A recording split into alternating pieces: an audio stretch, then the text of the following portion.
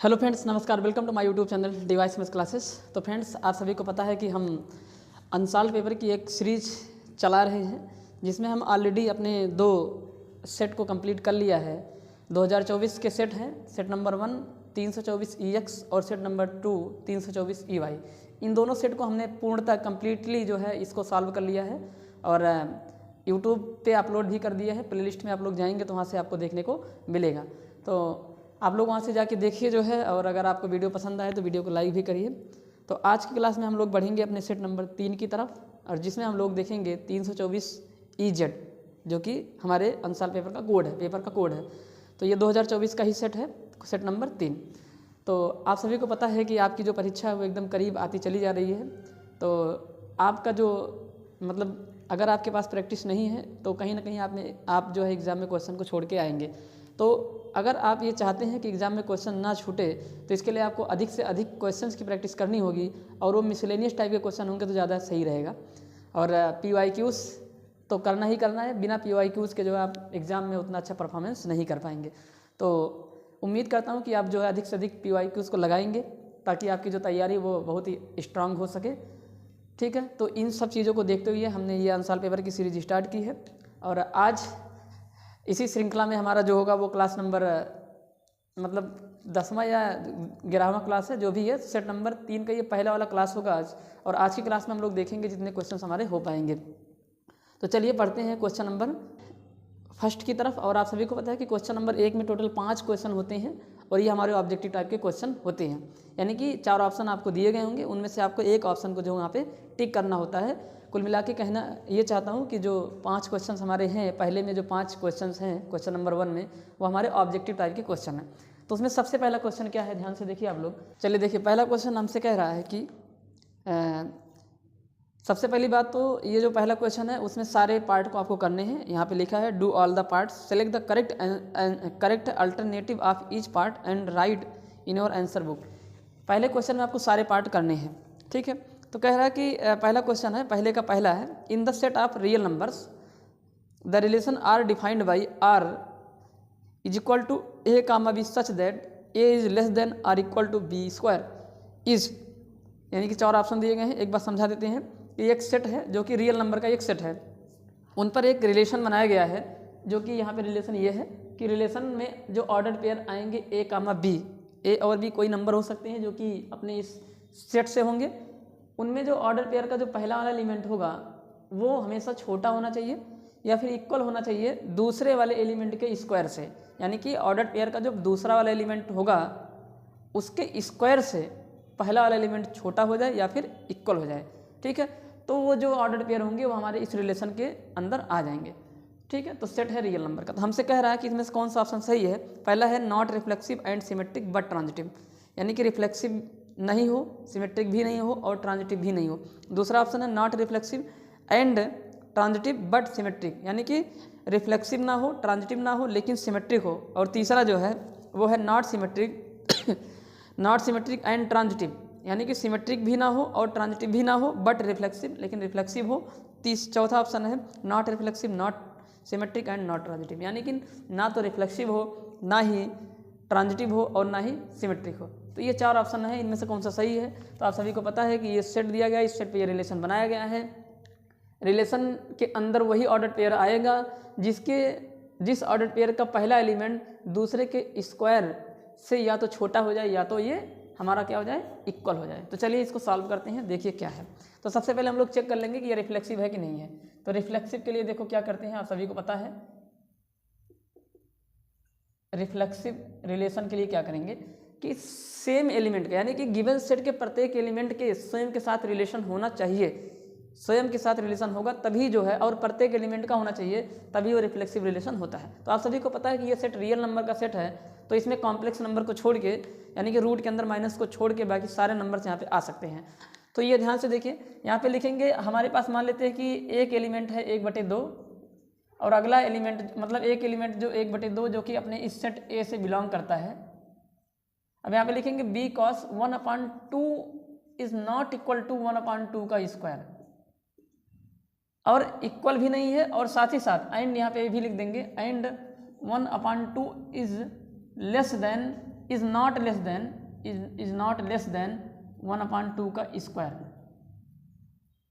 यानी कि जो 1/2 का स्क्वायर है वो हमेशा जो होता है वो यहाँ पे देखिए स्क्वायर बड़ा होना चाहिए इस पहले वाले एलिमेंट से। यहाँ पे जो है स्क्वायर छोटा हो जाएगा, देखिए तो यहाँ पे कितना बन जाएगा 1/2, 1/2 का जो स्क्वायर होगा वो अपना हो जाएगा कितना 1/4, जो कि ये छोटा नहीं बल्कि ये क्या आ गया, ये छोटा, इसको बड़ा होना चाहिए, स्क्वायर का होना चाहिए तब बड़ा, लेकिन ये क्या हो गया छोटा हो गया। यहाँ पे लिखेंगे बिकॉज 1/4 इज लेस देन 1/2, जबकि हमको क्या चाहिए कि जो स्क्वायर निकल के आता है वो बड़ा होना चाहिए, लेकिन यहाँ पे क्या होगा छोटा, तो ये लेस तो नहीं हुआ, दूसरा इक्वल भी नहीं होगा, क्यों, क्योंकि 1/2 जो होता है 1/4 के स्क्वायर ये के इक्वल नहीं होगा। तो मतलब यहाँ पे दोनों जो है कंडीशन सेटिस्फाई नहीं हो रहा है, यानी कि वो इक्वल भी नहीं हो रहा है और छोटा भी नहीं हो रहा है, बल्कि क्या हो गया है छोटा, मतलब ये जो एलिमेंट है, जो पहला वाला एलिमेंट है वो छोटा होना चाहिए दूसरे वाले एलिमेंट के स्क्वायर से, लेकिन यहाँ पे क्या हो रहा है देखिए, जो पहला वाला एलिमेंट 1/2 है वो दूसरे एलिमेंट जो कि 1/2 उसके स्क्वायर के इक्वल भी नहीं आया है,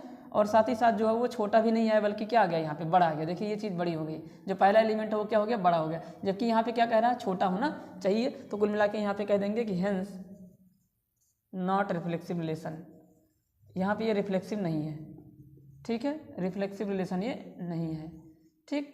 और आप सभी को पता है कि रिफ्लेक्सिव रिलेशन ना होने के लिए कोई एक एलिमेंट उस सेट से ऐसा मिल जाए जिसका स्वयं के साथ रिलेशन ना हो, तो वो रिलेशन रिफ्लेक्सिव रिलेशन नहीं होता है।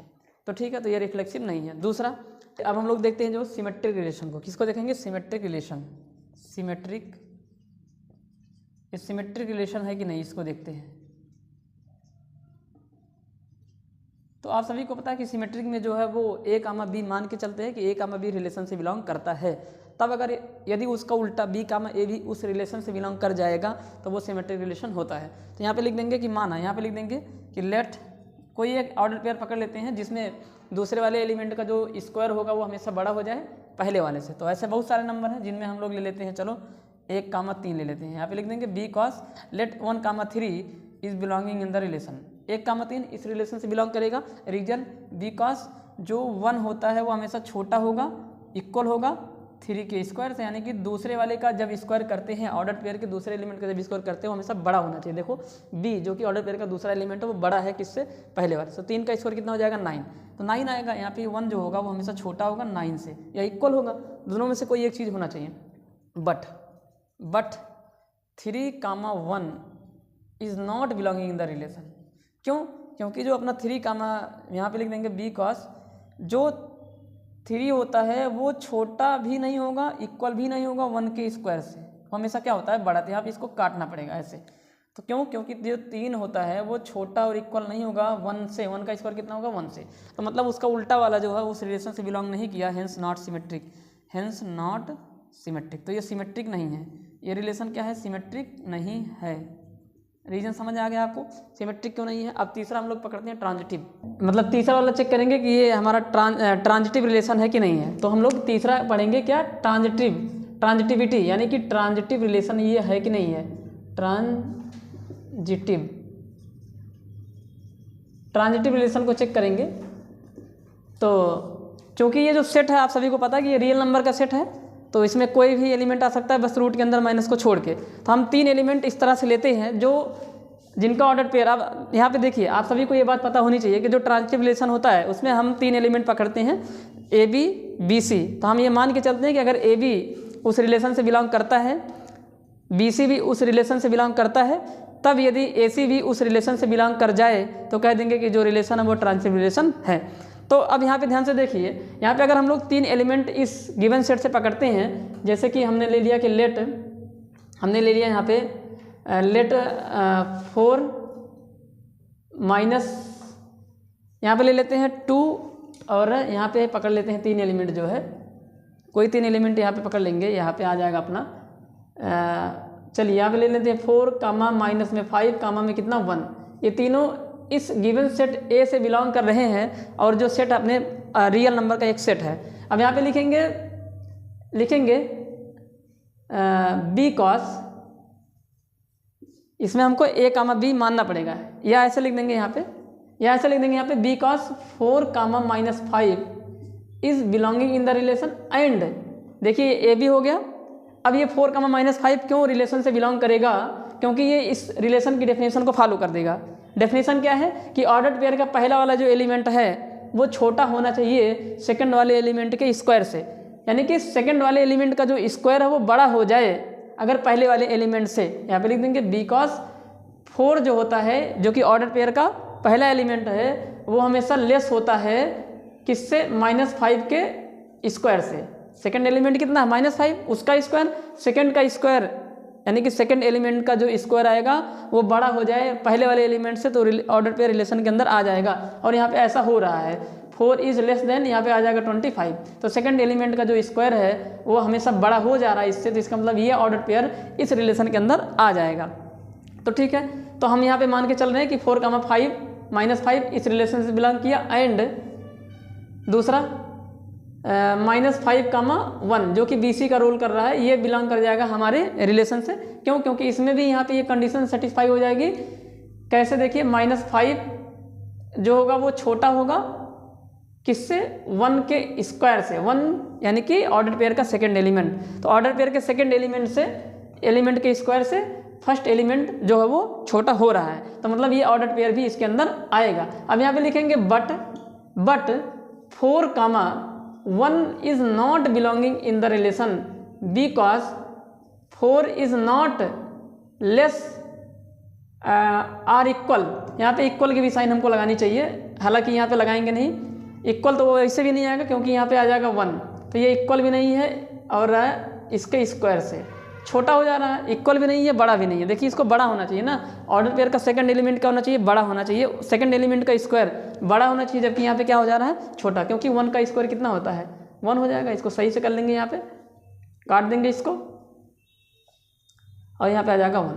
तो इसलिए ये जो रिलेशन के अंदर बिलोंग नहीं किया, तो मतलब AB आ गया, BC आ गया, बट AC नहीं आया। AC मतलब 4 और C कौन है, 1 है, तो 4, 1 रिलेशन के अंदर बिलोंग नहीं करेगा। क्यों? क्योंकि सेकंड एलिमेंट का स्क्वायर फर्स्ट वाले एलिमेंट से छोटा नहीं हो रहा है, सॉरी बड़ा नहीं हो रहा है, जबकि यहाँ पे कह रहा है कि वो बड़ा होना चाहिए, तो इसलिए ये ट्रांजिटिव रिलेशन नहीं है। तो यहाँ पे हो जाएगा hence it is not transitive relation, अतः यह ट्रांजिटिव रिलेशन नहीं है। तो ये ट्रांजिटिव रिलेशन नहीं है। तो ये जो रिलेशन हमको यहाँ पे दिया गया है, ये रिलेशन ना तो रिफ्लेक्सिव है, ना तो ये सिमेट्रिक है, और ना ही ट्रांजिटिव है। तो कौन सा ऑप्शन सही हो जाएगा इसमें, पहले का जो है वो D वाला ऑप्शन सही हो जाएगा। ठीक है, तो इस तरह से हो जाता है हमारा ये क्वेश्चन। अब हम लोग बढ़ेंगे अपने नेक्स्ट क्वेश्चन की तरफ। चलिए बढ़ते हैं हम लोग जो है क्वेश्चन नंबर पहले के B पार्ट पे, और इसमें हमसे कह रहा है, क्वेश्चन नंबर पहले के B पार्ट में बोला है कि if A is equal to, यानी कि एक सेट दिया गया है A जिसमें एलिमेंट है 1 2 3, एंड सेकेंड सेट है B जिसमें एलिमेंट है A, B, then number of function from A to B, यानी कि सेट A से B तक कुल कितने फंक्शन होंगे, यानी कि number of function from set A to B। तो हमारे पास यहाँ पे 2 सेट दिए गए हैं।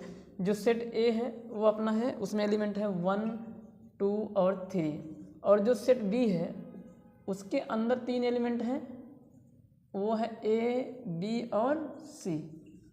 नहीं, 2 ही एलिमेंट है, कितने हैं यहाँ पे, 2 एलिमेंट है, A, B है, बस 2 ही एलिमेंट है, A, B। तो इस सेट के अंदर जो है 2 एलिमेंट है, और हमसे पूछा है number of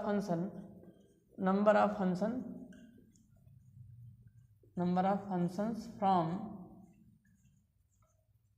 from set A to B, यानी कि A से B में फलनों की संख्या क्या है, ये हमें बताना है। आप सभी को पता है कि जब भी number of function from A to B करते हैं तो एक फार्मूला यूज़ करते हैं जो कि होता है m की पावर n। क्या हो जाएगा, m की पावर n, जहाँ पे जो m है वो नंबर ऑफ एलिमेंट है फर्स्ट सेट में, सॉरी सेकंड सेट में, और जो नंबर ऑफ एलिमेंट है वो जो n है वो नंबर ऑफ एलिमेंट है वो सेकंड सेट में। यहाँ पे लिख देंगे कि होयर m क्या है, number of element in second set, यानी कि सेकंड सेट में, यानी कि set number B, set B में जो नंबर ऑफ एलिमेंट है उसको m से दिखाते हैं, और n क्या है, number of element in first set, यानी कि A वाले सेट में, तो ए सेट में जितने एलिमेंट होंगे उनको n से दिखाएंगे और जो बी सेट में एलिमेंट होंगे उनको m से दिखाएंगे। तो total number of function from a to b वो हो जाएगी m की पावर n। तो रख देंगे यहाँ पे, तो बताएंगे यहाँ पे पहले वाले सेट में कितने एलिमेंट हैं। तो जो n a है जिसे हम लोग दिखाएं किससे है, n a को किससे दिखाए हैं, n से दिखाए हैं। देखिए ना यहाँ पे a से दिखाए हैं, यानी कि number of element in set a यानी कि n किसके बराबर अपना 3 के बराबर है। और जो number of element in set b जिसे हम लोग दिखाए हैं m से वो अपना 2 के बराबर है। तो नंबर ऑफ फंक्शन कितने बन जाएंगे, number of total function from set a to b is equal to क्या हो जाता है, m की पावर n। तो m कितना है अपना 2 है और n कितना अपना 3 है, और 2 की पावर 3 किसके बराबर हो जाएगा, अपना 8 के बराबर हो जाएगा। अगर ये b टू a पूछेगा तो n की पावर m हो जाएंगी, तो उल्टा कर देना है। तो यहाँ पे 8 जो होगा, कौन सा ऑप्शन सही है, ऑप्शन नंबर बी सही है। तो 8 जो है वो इस क्वेश्चन का आंसर हो जाएगा। ठीक है, तो ये होते हैं हमारे नंबर ऑफ फंक्शन निकालने के रूल। लेकिन आपको ध्यान में रखना है ये सारी चीज़ जो है। खैर नंबर ऑफ टोटल फंक्शन इस तरह से ही निकालते हैं। हाँ, 1 फंक्शन ऑन 2 फंक्शन अलग तरीके से निकलता है, उसका अलग मैटर है। ठीक है, तो यहाँ पे नंबर ऑफ फंक्शन निकालना था। तो ये हो जाता है पहले का जो है वो बी पार्ट। अब हम लोग बढ़ेंगे पहले के सी पार्ट पे।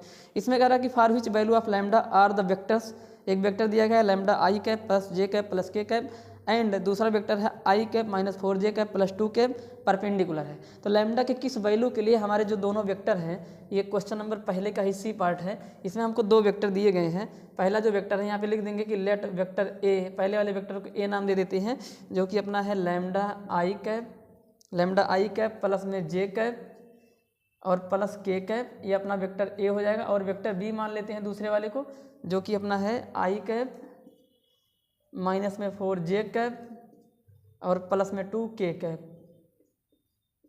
तो यहाँ पे बोला है कि ये दोनों वेक्टर परपेंडिकुलर है। यहाँ पे बोला है बिकॉज गिवन दैट, हमको ये बात पता है, गिवन दैट क्या दिया है कि जो वेक्टर ए है वो परपेंडिकुलर है वेक्टर बी पर। और सभी को पता है कि जब भी 2 वेक्टर परपेंडिकुलर होंगे तो इट इम्प्लाइज दैट, इसका मतलब होगा कि जो ए डॉट बी आएगा वो अपना 0 के बराबर आ जाएगा। तो ए डॉट बी कर लेंगे, जो आएगा वो 0 के बराबर होगा। तो ए डॉट बी करेंगे तो इन दोनों को डॉट करना, डॉट आप सभी को पता है स्केलर कंपोनेंट को मल्टीप्लाई करा देते हैं। तो इनको कराएंगे, लैम्डा है यहाँ पे स्केलर कंपोनेंट, यहाँ पे 1 है, तो इसको कराएंगे तो हो जाएगा लैम्डा। फिर यहाँ पे कराने जाएंगे तो माइनस में 4 आ जाएगा। देखिए यहाँ पे 1 है, यहाँ पे 4 है, तो माइनस में 4 आ जाएगा। और यहाँ पे 1 है, यहाँ पे 2 है, तो प्लस में कितना आ जाएगा 2 इक्वल टू कितना आ जाएगा 0। तो यहाँ से लैम्डा इक्वल टू -4 प्लस 2 किसके बराबर होगा, -2 के बराबर होगा। वो 2 उधर जाएगा तो अपना 2 आ जाएगा। तो लैम्डा की वैल्यू किसके बराबर हो जाएगी, यहाँ पे 2 के बराबर हो जाएगी। तो इसमें भी ऑप्शन नंबर अपना बी सही है। तो लैम्डा की जो वैल्यू निकल के आएगी वो 2 निकल के आती है। ठीक है, तो हम लोग बढ़ेंगे अपने इसी के जो है ये था हमारा जो है, अच्छा ये सी पार्ट करा, ये बी पार्ट था, ये सी पार्ट। अब हम लोग बढ़ेंगे अपने डी पार्ट पे। ठीक, तो डी पार्ट में कह रहा है कि फाइंड द इंटीग्रल, यानी कि एक इंटीग्रल है उसकी वैल्यू हमें निकालनी है। यहाँ पे देखिए इंटीग्रेशन है, ये डी पार्ट में बोला है कि फाइंड द इंटीग्रल, यानी कि हमें एक इंटीग्रल की वैल्यू निकालनी है। और अपना जो इंटीग्रल है वो है यक्स ई की पावर -x, और यहाँ पे क्या आ जाएगा अपना dx। तो आप सभी को पता है कि यहाँ पे 2 फंक्शन इंटीग्रेशन में जब भी आते हैं तो आपको इंटीग्रेशन बाई पार्ट यूज़ करना होता है।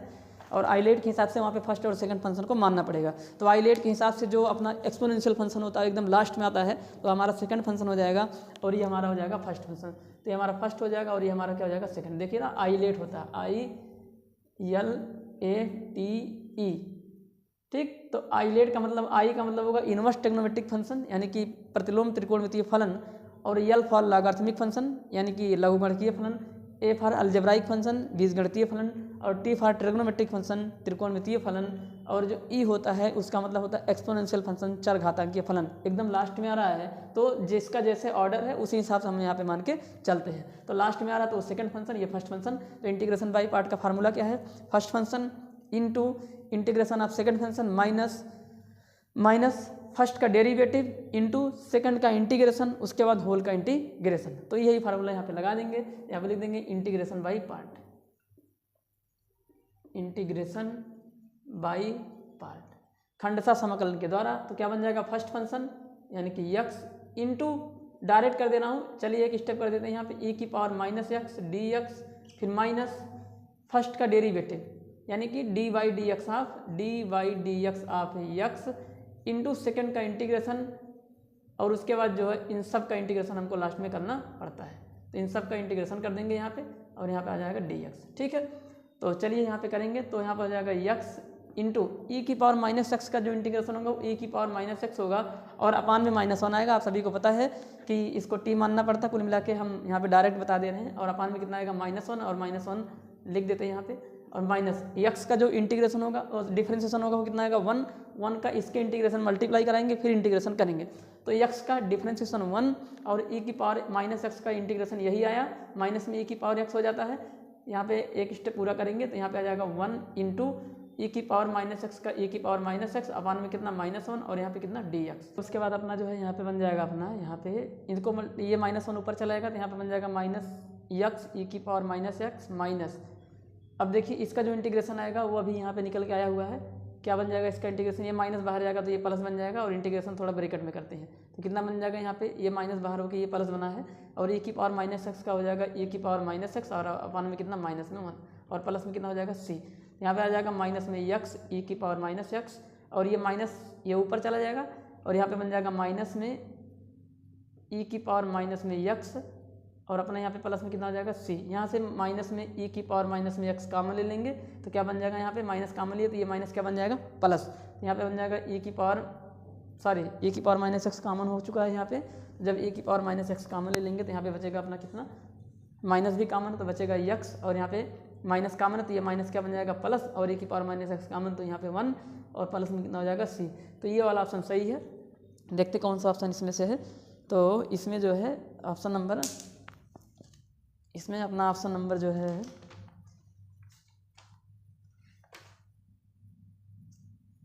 पहला वाला ऑप्शन सही है, लेकिन यहाँ पे सी नहीं लगा है, जबकि यहाँ पे सी लगना चाहिए। तो ये है हमारा पहले का ही डी पार्ट। अब हम लोग बढ़ेंगे अपने पहले के ई पार्ट पे। ठीक है, लास्ट वाला पार्ट होगा पहले का।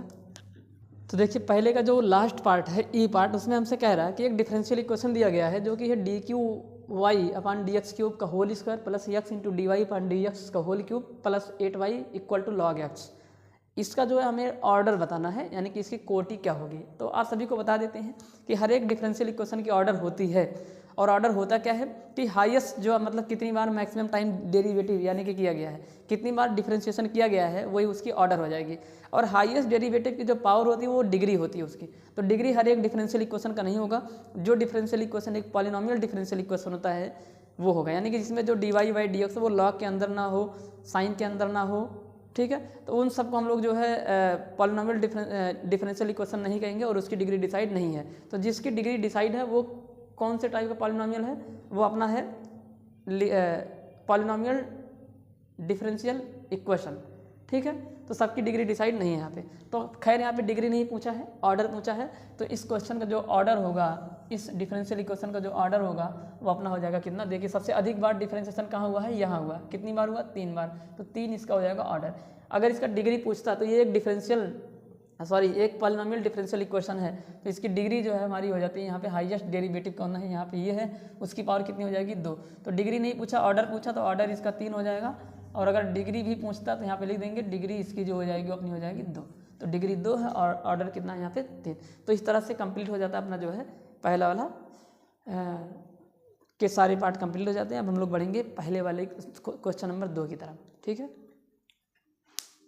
तो देखिए क्वेश्चन नंबर दूसरे का जो पहला वाला क्वेश्चन है उसमें हमसे ये कह रहा है, क्वेश्चन मतलब दूसरे का ए पार्ट, उसमें कह रहा है कि फाइंड द क्या लिखा है यहाँ पे, principal value of cosec inverse minus में √2, यानी कि √2 माइनस √2 ऐसे करके जो है इसका हमें प्रिंसिपल वैल्यू निकालना है। तो आप सभी को पता है कि प्रिंसिपल वैल्यू ये इनवर्स ट्रिग्नोमेट्रिक फंक्शन का ये क्वेश्चन है, और इसमें आपको जो है रेंज आपको याद होनी चाहिए। जो कॉसेक इनवर्स और जो कॉसेक यक्स होगा वो अपना यक्स के बराबर आता है कब, जब जो यक्स वो बिलोंग कर जाएगा अपने रेंज से। किसके रेंज से, range of cosec inverse x से। जब ये जो यक्स है जो कॉसेक के साथ बैठा है वो इस कॉसेक इनवर्स की रेंज से बिलोंग करेगा, तो जो कॉसेक इनवर्स है वो कॉसेक इनवर्स कॉसेक यक्स है वो यक्स के बराबर हो जाएगा। यानी कि कॉसेक इनवर्स और कॉसेक आपस में कट जाएंगे, यानी कि कंपेयर हो जाएंगे, तो बचेगा कौन, यक्स। ऐसा तभी होगा जब रेंज से बिलोंग करेगा। और जो कॉसेक इनवर्स यक्स की जो रेंज है उसकी जो रेंज है वो अपनी होती है क्या, क्लोज इंटरवल -π/2 से +π/2 के बीच, और इसमें से माइनस करना पड़ता अपने 0 को, क्योंकि 0 पर कॉसेक अनडिफाइंड हो जाएगा। अगर इसको इस तरह से समझाने की कोशिश करूँ तो ये ऐसे है कि अपना जो है वो ये कि जो -π/2 नीचे होता है सभी को पता है, और +π/2 कहाँ होगा, ऊपर होगा। तो ये देखिए क्लोज इंटरवल लगा तो मतलब ये वाली लाइन भी लेनी है, ये वाली लाइन भी ले लेनी है, पर यहाँ पे ऐसे घूम के जाएगा, और ये वाली लाइन आपको लेनी नहीं है। क्यों? क्योंकि 0 को माइनस कर दिया है और 0 इसी वाले लाइन पर स्थित होता है। तो अपना आंसर इस क्वाड्रेंट में आएगा या फिर इस क्वाड्रेंट में आएगा, यानी कि पहले में आएगा या फिर चौथे में आएगा। ठीक है, तो चलिए इस क्वेश्चन को सॉल्व करते हैं। तो ध्यान से देखिए, आप सभी को पता है कि हम यहाँ पे जो है इसको ऐसे करते हैं। और आप सभी को एक बात और बता देते हैं कि एक प्रॉपर्टी होती है, कौन सी प्रॉपर्टी? प्रॉपर्टी होती है कॉसेक इनवर्स माइनस में जो यक्स है वो माइनस में कॉसेक इनवर्स यक्स के क्या होता है, ये बराबर हो जाता है। ठीक है, तो ये माइनस आगे हो सकता है, यहाँ पे आगे लगा देंगे इस प्रॉपर्टी से, यहाँ पे लिख देंगे, यहाँ पे लिख देंगे बी कॉस, ये प्रॉपर्टी होती है। तो इस हिसाब से ये माइनस हो जाएगा आगे, और यहाँ पे आ जाएगा कॉसेक इनवर्स, और यहाँ पे कितना बन जाएगा अपना ये √2 बन जाएगा। ठीक है, और वैसे भी देखिए इसका लगाने का तरीका क्या है, इसका सही से लगाने का तरीका ये है, यहाँ पे लिख देंगे let cosec inverse X is equal to theta, ऐसे मान लेते हैं। और जो कॉसेक थीटा है वो अपना यक्स के बराबर आ जाता है। ठीक, इस तरह से इसको जो है हम लोग को लगाना होता है। यहाँ पे थीटा की जगह कितना लिखा गया, यक्स की जगह कितना है, माइनस में √2 है। तो या तो इसको ऐसे लगा देंगे, उसके बाद यहाँ से वैल्यू निकाल लेंगे, अभी पता करेंगे कि किस क्वाड्रेंट में वो वैल्यू है, निगेटिव आएगा। अभी देखिए यहाँ पे ऐसे मैं ऐसे करना चाह रहा हूँ इसको, इस तरह से देखिए यहाँ पे मान लेंगे कि चलिए एकदम वैसे ही लगाते हैं, बिना प्रॉपर्टी के लगाते हैं, प्रॉपर्टी के बिना लगाते हैं और पूरा यहाँ पे समझाने की कोशिश करते हैं। इसको लगाने का तरीका क्या है, यहाँ पे लिख देंगे लेट कॉसेक इनवर्स माइनस में √2 इज इक्वल टू थीटा, ऐसे मान लेंगे। ये कॉसेक इनवर्स उधर चला जाएगा तो आ जाएगा अपना cosec theta is equal to minus में √2। अब देखिए कॉसेक की वैल्यू माइनस आ चुकी है। आप सभी को पता है कि कॉसेक माइनस कहाँ कहाँ होगा, जहाँ पे साइन माइनस होता है, जो कि अपना चौथे क्वाड्रेंट में होगा या फिर तीसरे में होगा। तीसरा क्वाड्रेंट अपना जो होगा वो अपने आंसर से बाहर हो जाएगा। क्यों? क्योंकि रेंज से ही बिलोंग नहीं करेगा। तो अपना आंसर जो होगा वो हमारा हो जाएगा चौथे वाले क्वाड्रेंट में। तो चौथे क्वाड्रेंट में हमारा आंसर मिलने वाला है, फर्स्ट क्वाड्रेंट में भी नहीं होगा। क्यों? क्योंकि फर्स्ट क्वाड्रेंट में जो है, देखिए अभी स्टार्टिंग हमने आपको समझाया था कि जो आंसर होगा या तो फर्स्ट में होगा या तो चौथे में होगा, फोर्थ में होगा, फर्स्ट में नहीं हो सकता है, क्योंकि कॉसेक की वैल्यू क्या आ चुकी है, माइनस। फर्स्ट क्वाड्रेंट में कॉसेक नहीं होता, क्या होता है, प्लस होता है। तो आंसर चौथे क्वाड्रेंट में होगा। और चौथे क्वाड्रेंट में जाने के लिए आप सभी को पता होना चाहिए, क्या करते हैं, माइनस में एक्यूट एंगल जो अपना होता है वही हमारा होता है चौथा क्वाड्रेंट। ठीक, या फिर 2π में से उसको घटा देते हैं। तो यहाँ पे सारी बातें ध्यान में रखनी होती है। तो यहाँ पे अपना हो जाएगा cosec theta equal to minus में √2। तो चलिए यहाँ पे हमारा कॉसेक निगेटिव आ चुका है। अब हम लोग इसको कैसे करते हैं, सभी को पता होना चाहिए कि इसको माइनस को चाहो तो जो है, या फिर यहाँ से इसको ऐसे सिंप्लीफाई करते हैं, देखेंगे कॉसेक कितने का मान √2 होता है, माइनस भूल जाओ, कॉसेक कितने का मान होता है √2, तो कॉसेक होता है अपना π/4 का मान √2। तो ये बन जाएगा cosec theta is equal to minus cosec कितने का मान √2 होता है, तो अपना हो गया π/4। और आप सभी को पता है कि एक फार्मूला होता है बी कॉस, जो कॉसेक माइनस जो कॉसेक थीटा होता है वो अपना कॉसेक में माइनस थीटा के बराबर होता है। क्यों? इसको इस माइनस को अंदर लेके जाना पड़ेगा, इसलिए ताकि ये कंपेयर हो जाए। देखिए यहाँ पे कॉसेक प्लस में और यहाँ पे क्या है, माइनस में है। ठीक है, तो इसको माइनस में लेके जाएंगे तो यहाँ पे बन जाएगा अपना cosec theta is equal to cosec minus में π/4। अब यहाँ से कंपेयर हो जाएगा तो थीटा बराबर कितना आ जाएगा, माइनस में π/4। और थीटा किसके बराबर है, तो थीटा अपना है कॉसेक इनवर्स, जो है थीटा अपना है कॉसेक इनवर्स माइनस में √2 के बराबर। और इसकी वैल्यू कितने निकल के आ गई, माइनस में 4, π/4 के बराबर आ जाएगा। तो जो इसका आंसर आएगा वो माइनस में π/4 होगा। तो इसकी जो प्रिंसिपल वैल्यू निकल के आएगी वो यही आएगी। क्यों? क्योंकि जो माइनस π/4 है वो अपने इस रेंज से बिलोंग कर रहा है, चौथे क्वाड्रेंट का ये एंगल होता है। तो अपना जो आंसर होगा वो इस तरह से ये हो जाएगा। ठीक है, तो इसको ऐसे लगा सकते हो, ये पूरा है प्रोसेस लगाने का।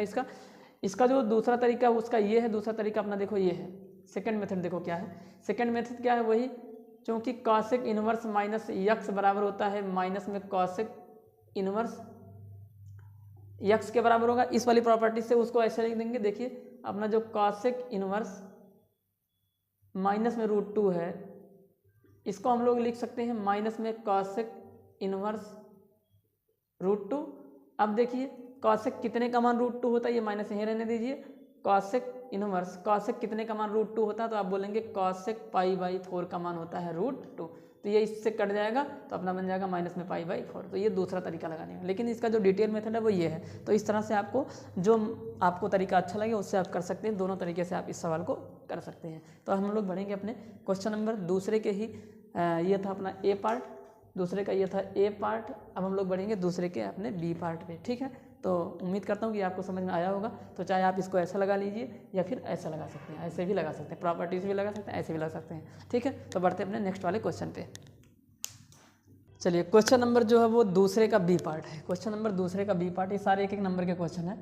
तो क्वेश्चन नंबर दूसरे का जो बी पार्ट है उसमें क्या कह रहा है, इस क्वेश्चन में बोला है कि कॉस साइन यक्स स्क्वायर, क्या लिखा है, कॉस लिखा है, फिर यहाँ लिखा है साइन, फिर यक्स का स्क्वायर का निकालना हमें जो है डिफरेंशियल कॉफिशिएंट निकालना है, यानी कि अवकल गुणांक निकालना है, यानी कि डिफरेंशिएशन करना है इसका।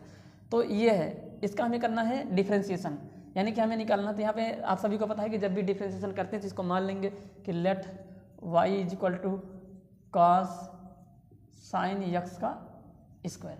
तो डिफरेंशिएट कर देंगे यहाँ पे, तो dy/dx इसके बराबर होगा। अब यहाँ पे देखिए चेन रूल लगेगा यहाँ पे, अगर ओरिजिनल फंक्शन नहीं है तो जो ओरिजिनल फंक्शन की जगह पे होगा उसका दोबारा से डिफरेंशिएशन किया जाएगा। तो हमारा फंक्शन होता है कॉस यक्स, बट यक्स की जगह ये बड़ा सा फंक्शन बैठा है, इसका दोबारा से करना पड़ेगा, ठीक है। तो ध्यान में रखना है, इसको ऐसे रीड करो, कॉस यक्स, कॉस यक्स का क्या होता है माइनस में साइन यक्स, यक्स की जगह है साइन यक्स का स्क्वायर, लेकिन हमें अलग से dy/dx करना पड़ेगा। जो कॉस यक्स बोलने पर यक्स की जगह जो बैठा है उसका, तो यक्स की जगह बैठा है साइन यक्स का स्क्वायर। तो क्या बन जाएगा अपना ये माइनस में साइन, फिर साइन यक्स का स्क्वायर इंटू dy/dx। अब यहाँ पे भी देखिए ओरिजिनल फंक्शन नहीं है, हमारा जो ओरिजिनल मेन फंक्शन होता है वो होता है साइन यक्स, लेकिन यहाँ पे यक्स का स्क्वायर है, तो जो यक्स की जगह लेगा उसका दोबारा से डिफरेंशिएशन किया जाता है। तो इसको पढ़ेंगे साइन यक्स, और साइन यक्स का अपना बनता है कॉस यक्स, यक्स की जगह जो हो उसको लिख देंगे, यक्स की जगह कितना है यक्स का स्क्वायर है उसको लिख देंगे, तो ये कॉस यक्स स्क्वायर हो जाएगा इंटू dy/dx करना पड़ेगा अपना जो यक्स की जगह लिया है, तो ये यक्स स्क्वायर लिया है, तो यहाँ पे आ जाएगा साइन, फिर यहाँ आ जाएगा साइन यक्स का स्क्वायर, फिर यहाँ पे आ जाएगा कॉस यक्स का स्क्वायर, फिर इंटू यक्स स्क्वायर का डेरिवेटिव आएगा अपना 2x। तो यहाँ पे इसको कायदे से लिख देंगे, इस -2x इस 2x को एकदम आगे ले जाएंगे तो ये बन जाएगा माइनस में 2x, फिर साइन यक्स का स्क्वायर इंटू में कॉस यक्स का क्या स्क्वायर। तो यही हो जाएगा अपना dy/dx, यही इसका जो है डिफरेंशियल कॉफिशिएंट आ जाएगा dy/dx।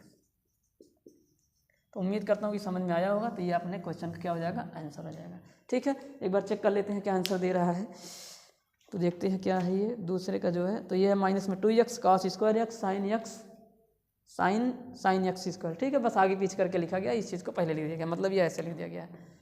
और जो dy/dx है वो माइनस में 2x है, इसको पहले लिख लो, कॉस यक्स का स्क्वायर लिख लो, इसको बाद में लिख दो साइन, फिर यहाँ पे साइन यक्स का क्या होल स्क्वायर। तो यहाँ इस तरह से करना था। तो ये रहा दूसरे का बी वाला पार्ट। बढ़ेंगे दूसरे के सी वाले पार्ट में जो है, और इसमें भी कह रहा है कि हल कीजिए। यहाँ पे एक डिफरेंशियल इक्वेशन लग रहा है ये क्वेश्चन, और इसको हल करना है, ठीक है। तो देखिए दूसरे के बी वाले पार्ट में, सॉरी दूसरे का सी पार्ट, इसमें कह रहा है कि सॉल्व करना है। तो डी वाई और अपान में कितना है dx है, वो बराबर है इक्वल है अपने जो है माइनस में 4x y का स्क्वायर, 4x y का स्क्वायर, इसको हमें सॉल्व करना है। तो देखिए कैसे करते हैं, आप सभी को पता है ये डिफरेंशियल इक्वेशन का क्वेश्चन है।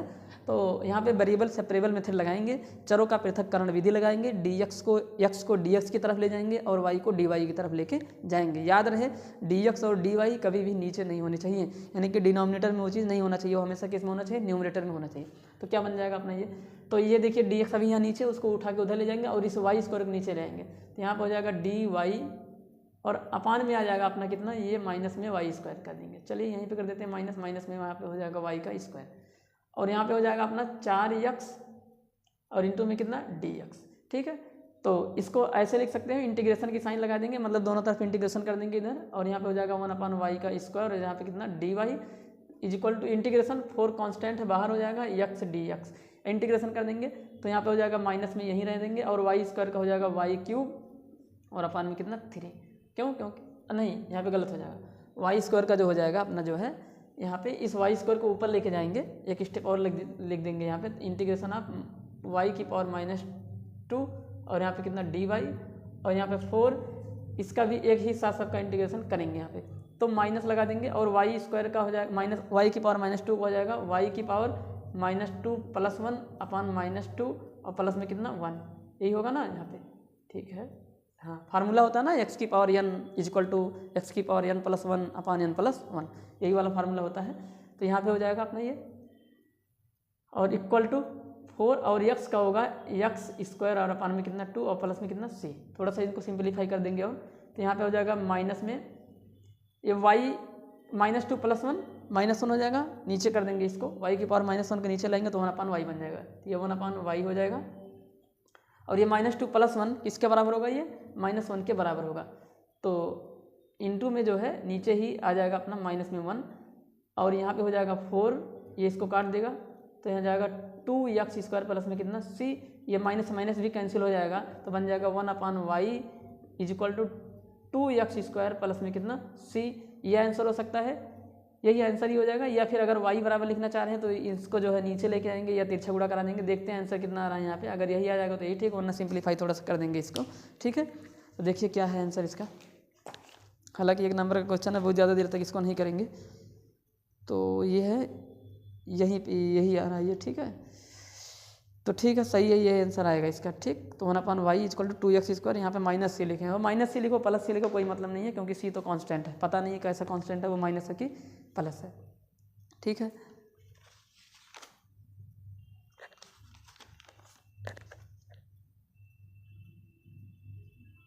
तो यही हमारा क्या हो जाएगा आंसर, क्योंकि ये जो है 1 नंबर का क्वेश्चन, इसको बहुत ज़्यादा देर तक नहीं करना होता है, ठीक है। तो बस खाली इंटीग्रेशन मतलब डिफरेंशियल इक्वेशन का एक क्वेश्चन था, तो थोड़ा सा इंटीग्रेशन वगैरह करके थोड़ा सिंपलीफाई कर देंगे तो ये अपना आंसर आ जाता है। तो बढ़ते हैं अपने नेक्स्ट क्वेश्चन पे, यानी कि क्वेश्चन नंबर दूसरे के, ये बी पार्ट था, ये सी, अब हम लोग बढ़ेंगे दूसरे के डी वाले पार्ट पे। चलिए क्वेश्चन नंबर दूसरे का जो है वो अपना है यहाँ पे कौन सा पार्ट, दूसरे का डी वाला पार्ट होगा, ठीक है। हाँ, दूसरे का डी पार्ट है, इसमें बोला है कि integrate log x with respect to x, यानी कि अपना जो log x है उसका इंटीग्रेशन करना है, बेस में e है तो e को लगाओ चाहे ना लगाओ, क्योंकि ये नेचुरल बेस होता है। तो log x को इंटीग्रेट करना है x के रिस्पेक्ट में, यानी कि dx, तो ये हमें निकालना है। तो आप सभी को पता है कि ये जो है ये log x का डायरेक्ट इंटीग्रेशन नहीं पता होता है, तो यहाँ पे × 1 करके जो है यहाँ पे इंटीग्रेशन बाई पार्ट लगाएंगे, ठीक है। तो यहाँ पे इसको लिख देंगे क्या कि let i = integration of 1 into में क्या log x और यहाँ पे क्या dx। अब इंटीग्रेशन बाई पार्ट लगाएंगे, तो इंटीग्रेशन बाई पार्ट लगाएंगे तो हमें एक फर्स्ट मानना पड़ता है और दूसरा सेकंड। तो आप सभी को पता है कि ये लॉगरिथमिक फंक्शन है, तो आई लेट यानी कि ये लॉगरिथमिक फंक्शन पहले आता है, और देखिए यहाँ पे लिख देंगे आई लेट के हिसाब से फर्स्ट और सेकंड मानते हैं ना, ये हो जाएगा। तो लॉगरिथमिक फंक्शन पहले आता है और अलजेब्राइक फंक्शन बाद में आता है, तो ये जो अलजेब्राइक फंक्शन होगा वो सेकंड फंक्शन होगा, और ये जो 1 लिखा है ये अलजेब्राइक फंक्शन है, कांस्टेंट फंक्शन है ना ये, तो ये अपना जो है सेकंड फंक्शन हो जाएगा और ये अपना हो जाएगा फर्स्ट फंक्शन। तो इंटीग्रेशन बाई पार्ट करेंगे यहाँ पे, now integration by part, integration by part क्या होता है, फर्स्ट फंक्शन यानी कि log x into integration of second function यानी कि 1 dx माइनस फर्स्ट का डेरिवेटिव यानी कि log x dy/dx of log x integration of first function 1 dx, और इस पूरे का करना होता है एक बार इंटीग्रेशन, यही होता ना। तो यहाँ पे आ जाएगा, यहाँ पे अपना है log x, तो log x हो जाएगा अपना यहाँ पे, और 1 का इंटीग्रेशन कितना हो जाएगा x, ये log x इंटू x और माइनस log x का डिफ्रेंशिएशन कितना होगा 1/x हो जाएगा, इंटू 1 का जो इंटीग्रेशन होगा वो कितना हो जाएगा x हो जाएगा, ठीक है। तो ये इससे कट जाएगा, यहाँ पे देखिए थोड़ा अच्छे से लिख देते हैं, यहाँ पे जो है log x लिखा था ये इंटू में x हो जाएगा, तो ये कट गया और यहाँ पे dx हो जाएगा, तो अपना हो जाएगा x log x, और ये बचा कितना 1 का इंटीग्रेशन कितना x, तो यही, और प्लस में कितना हो जाएगा c, तो यही अपना क्या हो जाएगा आंसर। तो इस तरह से करते हैं। तो log x का इंटीग्रेशन करने के लिए हमको इंटीग्रेशन बाई पार्ट यूज़ करना पड़ेगा, और इंटीग्रेशन बाई पार्ट तभी यूज़ करती है जब वहाँ पे 2 फंक्शन होता है। तो एक ही फंक्शन था, 1 से इंटू करा के हम लोग यहाँ पे 2 फंक्शन बना लेते हैं। तो इस तरह से हुआ दूसरे का डी वाला पार्ट। अब हम लोग बढ़ेंगे दूसरे के ई वाले पार्ट पे। दूसरे के ई वाले पार्ट में कह रहा है कि दिया है क्वेश्चन नंबर दूसरे का जो है वो ई पार्ट है। इसमें दिया है कि जो ट्वाइस ऑफ प्रोबेबिलिटी ऑफ ए यानी कि 2 इंटू, इसमें दिया है कि 2 इंटू पी ए, एक इवेंट है ए, उसकी प्रोबेबिलिटी का जो ट्वाइस है वो पी बी के बराबर है और ये दोनों चीज़ें हैं अपने 5/13 के इक्वल। तो हमें जो है और एक चीज़ दिया गया है, probability of A by B जो है वो दी गई है अपना कितना 3/10। तो क्या पूछ रखा है, तो पूछ रहा है जो है probability of A union B क्या होगा, probability of A union B क्या होगा। तो ठीक है, तो आप सभी को पता है कि probability of A union B के एक फार्मूला होता है, यहाँ पे लिख देंगे, इसको सॉल्व करेंगे, यहाँ पे लिख देंगे क्या है, यहाँ पे लिख देंगे वी नो दैट,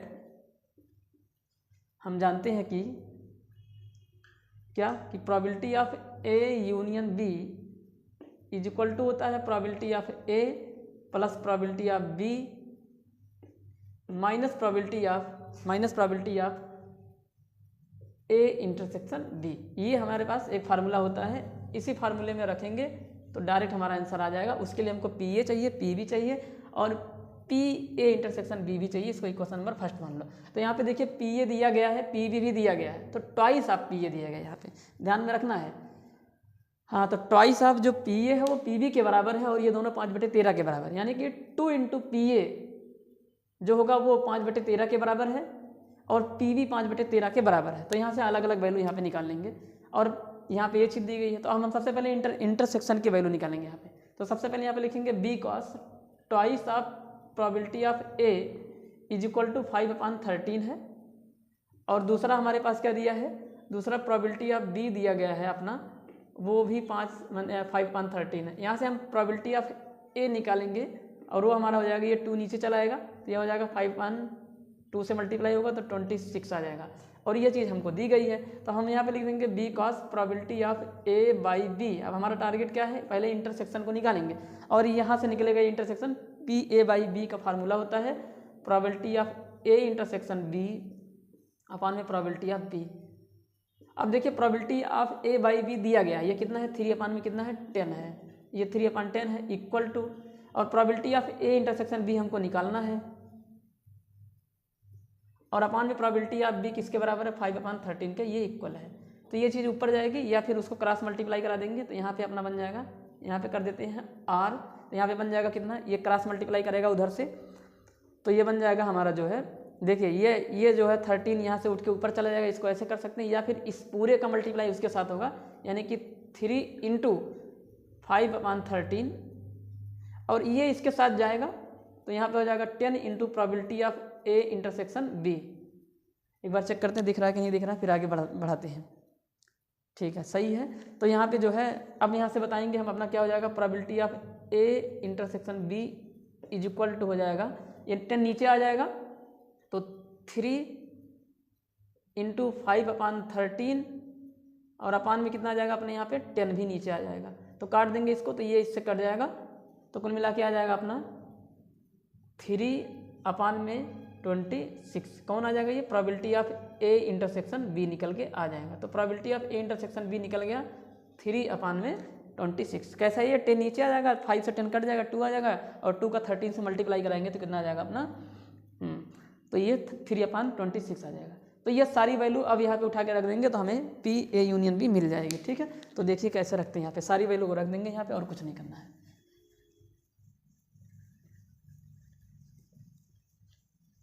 तो क्या करेंगे जो है,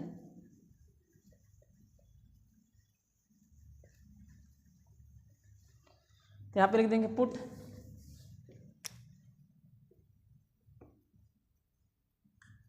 all values in equation number first.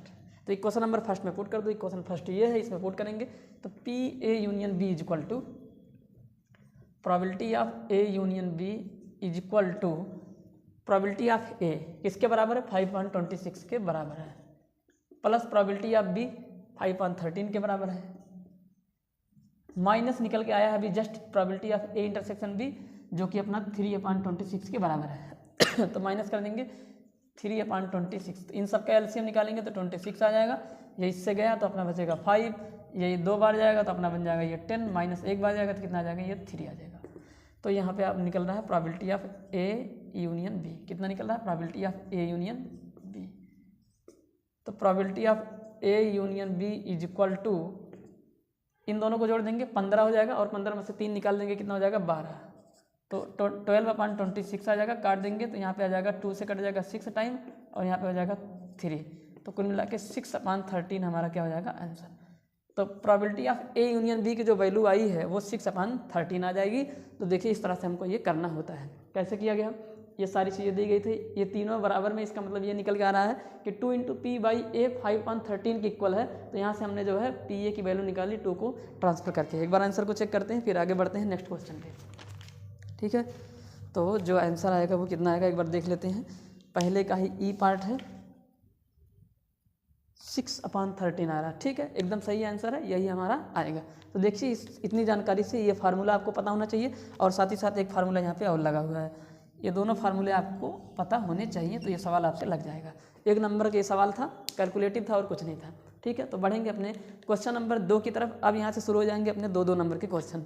ठीक है, तो क्वेश्चन नंबर 3 की तरफ बढ़ते हैं, इतना आप लोग नोट कर लीजिए। क्वेश्चन नंबर 3 का जो ए पार्ट है, अब यहाँ से शुरू होते हैं आपके 2 नंबर के क्वेश्चन। और क्वेश्चन नंबर 3 के ए पार्ट में हमसे बोल रहा है कि हमको 2 मैट्रिक्स दिया गया है, एक मैट्रिक्स है ए और दूसरा मैट्रिक्स है बी, और हमसे ए बी पूछ रहा है, यानी कि दोनों मैट्रिक्स का प्रोडक्ट पूछा जा रहा है।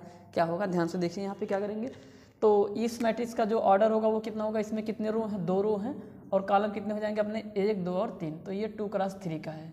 और यहाँ पे देखिए इसका जो ऑर्डर होगा वो कितना होगा, इसका जो ऑर्डर होगा वो इसमें जो है रो कितने हैं अपने, तो इसमें जो है रो है अपने 3। देखिए 1 रो, 2 रो और कितना 3 रो, तो 3 रो हो जाएगा, और कॉलम कितना हो जाएगा अपना 2 हो जाएगा। तो ए बी यानी कि मैट्रिक्स ए का बी में प्रोडक्ट क्या आएगा, ये हमसे पूछ रहा है। तो आप सभी को ये बात पता होनी चाहिए कि 2 मैट्रिक्स का प्रोडक्ट तब पॉसिबल होता है जब पहले वाले का जो कॉलम है, यानी कि फर्स्ट मैट्रिक्स का कॉलम जो कि 3 है, और दूसरे वाले के रो के इक्वल होना चाहिए। तो इसमें कॉलम 3 है और इसमें रो 2 है, दोनों इक्वल हो गए, इसलिए इनका जो प्रोडक्ट है वो पॉसिबल है। तो कैसे करते हैं, आप सभी को पता है कि मल्टीप्लाई कराने के लिए पहले वाले रो को उठाते हैं और इसके सारे कॉलम में कराएंगे। पहले वाले रो को उठाएंगे, सारे कॉलम में कराएंगे, जिस कॉलम में मल्टीप्लाई कराते हैं वो कॉलम बनता है। और जो नए मैट्रिक्स का ऑर्डर आएगा ये भी बता दे रहे हैं, जब जो नए मैट्रिक्स का ऑर्डर आएगा जो इक्वल नहीं उनको छोड़ दो, यानी कि पहले वाले का रो पकड़ा जाएगा और दूसरे वाले का कॉलम पकड़ा जाएगा, यानी कि 2x2 का ये मैट्रिक्स बनेगा। तो देखिए ए बी को कैसे, यहाँ पे ए बी हमारा क्या होगा, तो क्या करेंगे, रो टू कॉलम चलेंगे। तो पहले वाले रो को उठाएंगे, सारे कॉलम में कराएंगे, फिर पहले ही रो को दूसरे वाले कॉलम में कराएंगे। ठीक है, तो कराएंगे तो यहाँ पे -1 का यहाँ पे हो जाएगा 2 में, तो माइनस में 2 हो जाएगा, और बीच में आएगी प्लस की साइन, इसका कराएंगे यहाँ पे, तो 6 दूनी कितना हो जाएगा, ये 12 हो जाएगा, और यहाँ पे कराएंगे 15 हो जाएगा प्लस में।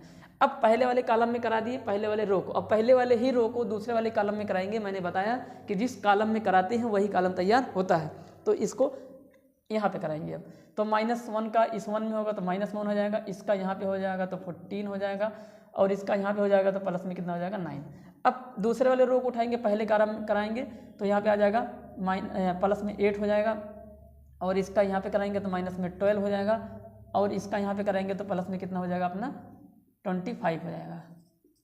अब इसी पहले वाले रो का ही दूसरे वाले कॉलम में कराएंगे तो अपना हो जाएगा यहाँ पे 4 यानी कि 4, और यहाँ पे हो जाएगा माइनस में 14, और यहाँ पे हो जाएगा प्लस में 15। ये हो जाएगा। देखिए यहाँ पे 2x2 का हो गया, इसमें रो कितनी है 2, कॉलम कितनी है 2, इनको सिंप्लीफाई कर लेंगे, हमारा आंसर आ जाएगा। तो देखिए कैसे करेंगे, तो इन दोनों को जोड़ देंगे क्योंकि दोनों प्लस में है, सेम साइन को जोड़ देंगे तो 15, 12, 27 हो जाएगा, और 27 से 2 घटेगा कितना हो जाएगा अपना 25 होगा, कितना होगा 25। ठीक, तो यहाँ पे अपना आ जाएगा 25, और यहाँ पे देखिए इन दोनों को जोड़ देंगे 14 और 9, 14 9 23 होता है यानी कि 23, और 1 घटा देंगे तो कितना आ जाएगा 22 आ जाएगा। और यहाँ पे देखिए इन दोनों को जोड़ देंगे 25 और 8 33 हो जाएगा, 33 से 12 घटा देंगे, या फिर इसको ऐसे समझ लेंगे तो 8 से 12 जाएगा कितना आ जाएगा माइनस में 4 आएगा, और इसको घटाएंगे तो आ जाएगा कितना 25 से 19 को घटाएंगे कितना आ जाएगा यहाँ पे, अरे भाई ये -4 हो गया 25 हो गया, 25 से 4 को घटाएंगे तो आ जाएगा 21 हो जाएगा, और यहाँ पे इन दोनों घटाओगे -10 आ जाएगा, और ये प्लस में 5 है तो -10 प्लस में 5 -5 के बराबर हो जाएगा। तो ये अपना जो है ए बी मैट्रिक्स निकल के आएगा, जिसका जो ऑर्डर होगा वो 2x2 का होगा। कौन ऑर्डर होगा, जो दोनों बचे हुए एलिमेंट थे यानी कि पहले वाले का रो और दूसरे वाले का कॉलम पकड़ा जाएगा, वो नए मैट्रिक्स का ऑर्डर होता है। तो इस हिसाब से 2x2 आता है। तो अपना ये जो आंसर है वो ए बी है मैट्रिक्स है, जो कि 25, 22, 21 का -5 है। तो ये दूसरे का रहा पहला क्वेश्चन। बहुत ही आसान होता है, बस आप सभी को जो है रो टू कॉलम करना होता है। ठीक है, यहाँ पे जो है माइनस में 5 आना चाहिए, प्लस 5 दे रहा है। एक मिनट जो है चेक कर लेते हैं कहीं मिस्टेक तो नहीं हो गया है।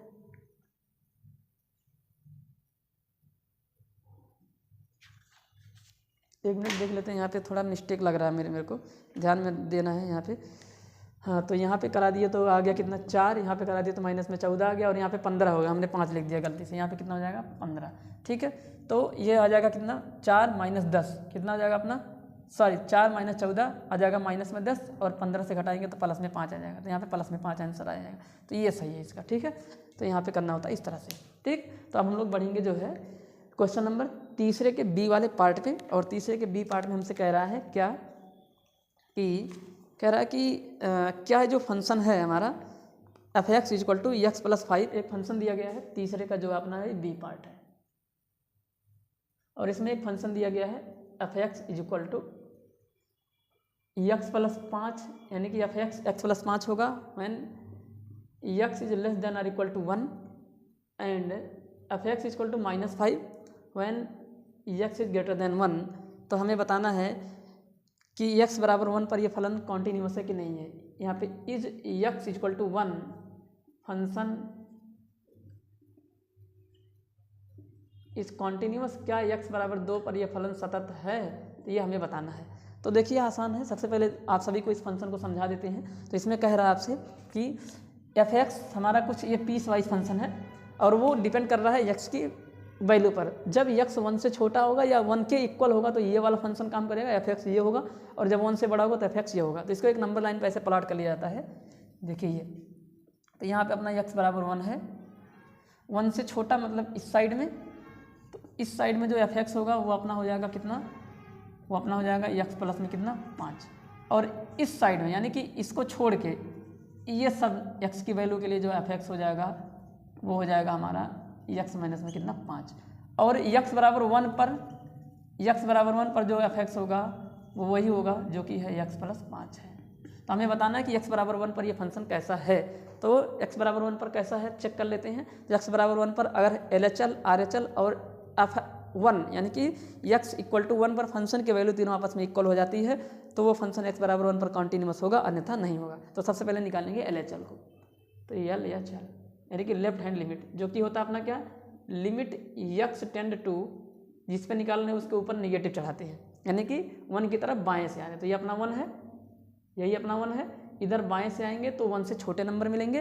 देखिए बाएं से आओगे तो 1 से छोटा मिलेगा, और जब x 1 से छोटा होगा तो फंक्शन x प्लस 5 होगा। तो यहाँ पे x प्लस 5 हो जाएगा। डायरेक्ट मेथड से रख देंगे। यहाँ पे -1 नहीं रखना होता, आपको पता होना चाहिए, रखना 1 ही होता है। माइनस सिर्फ ये बताता है कि किस साइड से आया जा रहा है। तो 1 प्लस 5 हो जाएगा, जो कि निकल के आएगा 6। आगे निकालेंगे RHL।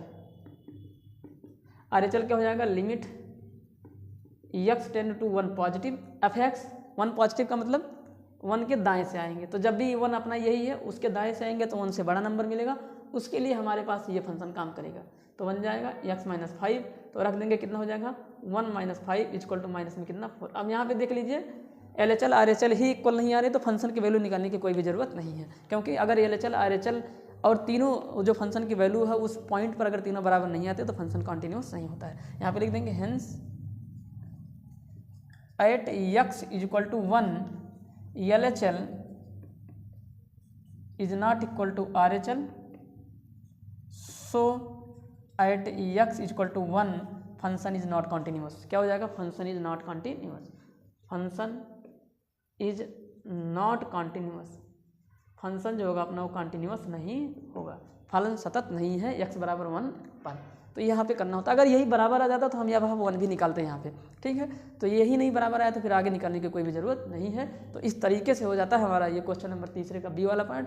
बढ़ेंगे अपने क्वेश्चन नंबर तीसरे के सी वाले पार्ट पे। चलिए देखते हैं क्वेश्चन नंबर तीसरे का जो सी पार्ट है, उसमें हमसे कह रहा है कि मतलब हमें इंटीग्रेट करना है 1 रूट के अंदर a² माइनस x² dx, यानी कि इस फंक्शन का x के रिस्पेक्ट में जो है इंटीग्रेशन निकालना है। तो देखिए बिल्कुल ही आसान क्वेश्चन है, ये सब्स्टिट्यूशन यहाँ पे करना पड़ता है। तो सब्स्टिट्यूशन क्या करेंगे, यहाँ पे पुट कर देंगे। एक बार आप सभी को बता देते हैं कि सब्स्टिट्यूशन क्या होता है, कैसे क्या देख के आपको सब्स्टिट्यूट करना पड़ेगा, प्रतिस्थापन करना पड़ेगा। आपको कभी भी अगर 1 माइनस x² दिख जाए तो आपको पुट करना होता है यक्स बराबर या तो साइन थीटा पुट कर सकते हो या फिर कॉस थीटा पुट कर सकते हो। दूसरा, अगर यही चीज़ ए स्क्वायर माइनस एक्स स्क्वायर दिख जाए तो आपको यक्स बराबर ए साइन थीटा या फिर ए कॉस थीटा पुट करना होता है, ठीक है। उसके बाद आप सभी को अगर कभी भी यक्स स्क्वायर माइनस 1 दिख जाए तो आपको जो है यक्स बराबर पुट करना होता है, यानी कि सेक थीटा पुट कर सकते हो या फिर जो है आप पुट कर सकते हो क्या, यहाँ पे कॉसेक थीटा भी पुट कर सकते हो। दूसरा जो है, अगर आपको कभी भी यक्स स्क्वायर माइनस में ए स्क्वायर दिख जाए तो आपको पुट करना पड़ेगा X equal to A sec theta या फिर ए कॉसेक थीटा। और उसके बाद अगला, अगर आप कभी भी 1 प्लस यक्स स्क्वायर दिखता है तो आपको पुट करना पड़ेगा X equal to tan theta या फिर X equal to cot theta put करेंगे। अगर आपको कभी भी यहाँ पे कभी भी अगर आपको A square plus X square दिख जाए, A square plus X square दिखता है तो आपको पुट करना पड़ेगा X equal to A tan theta और यहाँ पे या X equal to A cot theta. तो ये चीज़ें आपको यहाँ पे पुट करने की ज़रूरत होती है। तो आपको यहाँ पे देखिए ए स्क्वायर माइनस एक्स स्क्वायर दिख रहा है, तो यहाँ पे हम लोग पुट करेंगे क्या, यहाँ पे पुट कर देंगे यक्स इक्वल टू, देखिए यहाँ पे A square minus X square है तो X equal to A sine theta यहाँ पे पुट कर सकते हैं, वो उसको भी कर सकते हैं आप। तो यहाँ पे हम लोग पुट करेंगे क्या, put X equal to A sine theta, क्योंकि जब इसको थीटा के टर्म में लेके जाओगे तो डी एक्स डी थीटा में बदल जाएगा, इसलिए यहाँ पे डिफरेंशिएट भी करते हैं। और दूसरी चीज़ आपको ये ऑलरेडी बात पता ही होती है, इंटीग्रेशन में अगर कुछ मानते हैं तो उसको डिफरेंशिएट भी करते हैं। तो क्या बन जाएगा, यहाँ से एक्स थीटा के रिस्पेक्ट में डिफरेंशिएट करेंगे तो डी एक्स इक्वल टू ए बाहर हो जाएगा और साइन थीटा का जो डेरिवेटिव आएगा वो आएगा कॉस थीटा इंटू में क्या, डी थीटा। ये इस तरह से हो जाता है। तो यहाँ से इसको थोड़ा सा सिंप्लीफाई करेंगे तो डी एक्स इक्वल टू हो जाएगा ए कॉस थीटा और यहाँ पे कितना, डी थीटा। तो ये अपना डी एक्स निकल गया। और यहाँ पे थोड़ा सा आपको जब भी इनवर्स ट्रिग्नोमेट्रिक फंक्शन के टाइप का ये होगा तो यहाँ पे आपको थीटा की वैल्यू निकाल के रखनी होगी। तो यहाँ से बताना साइन थीटा किसके बराबर होगा, अगर X equal to A sine theta है तो साइन थीटा ए नीचे चला जाएगा तो ये बन जाएगा एक्स बाई ए। यहाँ से अपना जो थीटा निकल के आएगा वो निकल के आएगा साइन इनवर्स एक्स बाई ए। क्यों, क्योंकि हमारा जो आंसर वो थीटा में नहीं होना चाहिए, हमारा आंसर आएगा एक्स के टर्म में, तो इसलिए यहाँ पे हम थीटा की वैल्यू निकाल के ऑलरेडी रख लिए हैं। तो इतना काम आपको यहाँ पे करना पड़ेगा। तो चलिए अब यहाँ पे इसको करते हैं, इस वैल्यू को पुट, उसके बाद करते हैं इंटीग्रेशन। तो आई इज इक्वल टू आई मान लेते हैं 1/रूट के अंदर ए का स्क्वायर माइनस यक्स का स्क्वायर, यक्स हमने क्या मान लिया है, ए साइन थीटा, तो स्क्वायर करोगे तो ए स्क्वायर साइन स्क्वायर थीटा आएगा और डी एक्स के जगह पे ये बड़ा सा लिखा जाएगा जो कि होगा ए कॉस थीटा इंटू में का डी थीटा। ठीक है, तो अगला स्टेप क्या होगा, आई इज इक्वल टू 1/रूट के अंदर देखिए ए स्क्वायर कॉमन हो जाएगा, रूट के अंदर ही ए स्क्वायर कॉमन ले लेंगे यहाँ पे, तो क्या बन जाएगा अपना ए स्क्वायर कॉमन हो जाएगा, क्या बचेगा 1 माइनस ए स्क्वायर कॉमन हो गया, बचेगा साइन स्क्वायर थीटा और यहाँ पे ए कॉस थीटा इंटू में क्या, डी थीटा। अब यहाँ पे सिंप्लीफाई करते हैं, देखिए कैसे। तो देखिए आई इज इक्वल टू क्या हो जाएगा, आई इज इक्वल टू हो जाएगा इंटीग्रेशन ऑफ, और यहाँ ब्रैकेट को क्लोज कर देते हैं। अब यहाँ से ए स्क्वायर रूट के बाहर आएगा तो कितना बन जाएगा, ए बन जाएगा, तो यहाँ पे हो जाएगा 1/a और ये बन जाएगा 1 साइन स्क्वायर थीटा जो कि होता है कॉस स्क्वायर थीटा, और बाहर आएगा तो क्या बन जाएगा कॉस थीटा, और यहाँ पे इंटू में है चल रहा अपना ए कॉस थीटा और यहाँ पे कितना आ जाएगा डी थीटा। तो देखिए ये ए कॉस थीटा पूरा कट जाएगा तो बचेगा I is equal to 1 D theta, 1 को थीटा के रिस्पेक्ट में इंटीग्रेट करना है जो कि अपना होता है थीटा, और प्लस में कितना हो जाएगा सी। अब यहाँ से थीटा की वैल्यू रख देंगे तो आई निकल के आ जाएगा अपना थीटा, थीटा कितना है साइन इनवर्स एक्स बाई ए और प्लस में कितना सी। तो ये रहा इस इंटीग्रेशन की वैल्यू। और वैसे भी आप सभी को ये डायरेक्ट फार्मूले होते हैं, आप उम्मीद करता हूँ कि याद किए होंगे, अगर नहीं याद किए तो याद कर लीजिए क्योंकि ये बड़े बड़े क्वेश्चन से सीधे अप्लाई होता है। ठीक है, तो खैर ये 2 नंबर का क्वेश्चन था तो यहाँ पे ऐसे डायरेक्ट नहीं लिखना था कि ये किसके बराबर होगा। ठीक है, तो यहाँ पे इस तरह से इसको करना होता है तो ये अपना जो है आंसर निकल के आ जाता है। तो आंसर होगा इसका sine inverse x by A plus में कितना सी। तो बढ़ते हैं अपने क्वेश्चन नंबर 3 के डी वाले पार्ट पे। देखिए क्वेश्चन नंबर 3 के डी वाले पार्ट में हमसे कह रहा है कि find the area of the parallelogram whose adjacent side is equal to vector A is equal to 3i cap plus 2j cap plus 2k cap and vector B is equal to i cap plus 2j cap minus में 2k cap. तो यहाँ पे एक parallelogram दिया गया है, उस parallelogram का एरिया निकालना है और जिसकी जो एडजेसेंट साइड है वो हमारी दी गई है। तो यहाँ पे दोनों साइड को लिख देते हैं, एक पैरेललोग्राम है उसके दोनों साइड यहाँ पे दिए गए हैं। तो पहला वाला जो साइड है वो साइड दिया गया, याद रहे वर्टेक्स नहीं दिया गया है। इसमें दो टाइप के क्वेश्चन पूछता है, कभी कभी वर्टेक्स दे देगा, तो वर्टेक्स देगा तो आपको पता है क्या करना होता है कि अगर ए और बी वर्टेक्स दिए है तो बी में से ए को घटाएंगे तो ए बी साइड निकलेगी, तो वर्टेक्स से साइड बनाना पड़ता है, लेकिन यहाँ पे डायरेक्ट साइड दिया गया है। तो वेक्टर ए है, यानी कि जो साइड है वो 3a 3i कैप है और प्लस में 2j कैप है और प्लस में 2k कैप है। और जो वेक्टर बी है जो कि दूसरी वाली साइड होगी, ठीक है, वो अपना हो जाएगा जो है i कैप प्लस में 2j कैप और माइनस में 2k कैप है। ये पहले किसी पैरेललोग्राम, जैसे मान लीजिए कोई पैरेललोग्राम है तो ये इस पैरेललोग्राम की एडजेसेंट साइड है, मतलब एक दूसरे से जुड़ी हुई साइड है वो है। जैसे मान लीजिए पैरेललोग्राम में ए बी सी और क्या है डी, तो ये एक साइड हो जाएगी और ये दूसरी वाली साइड हो जाएगी, ठीक है। तो ये वाली साइड है अपना वेक्टर ए दिया गया जो कि है यही पूरा जो है ये चीज़ है, और ये जो वेक्टर बी है वो ये है, ठीक। तो यहाँ पे ये दोनों चीज़ें आपको दी गई हैं। तो आपसे पूछा है इसका एरिया, तो एरिया पैरेललोग्राम का डायरेक्ट फार्मूला होता है जो कि होता है magnitude of vector A cross B का, मतलब वेक्टर ए क्रॉस बी का मैग्नीट्यूड। तो सीधा यहाँ पे लिख देंगे